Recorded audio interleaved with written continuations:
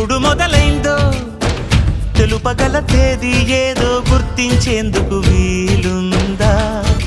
ప్రణయం ఎవరి హృదయంలో ఎప్పుడు ఉదయిస్తుందో గమనించే సమయం ఉంటుందా?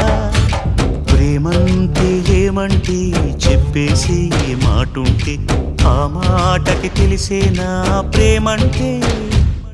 అది చరితలు సైతం చదవని వైనం, కవితలు సైతం పలకని భావం, సరిగమలెరుగని మధురిమ ప్రేమంటే. దరిదాటి ఉరకలు వేసే ఏ నదికైనా తెలిసిందా తనలో ఈ ఉరవడి పెంచిన తొలిచిన కేదంటే?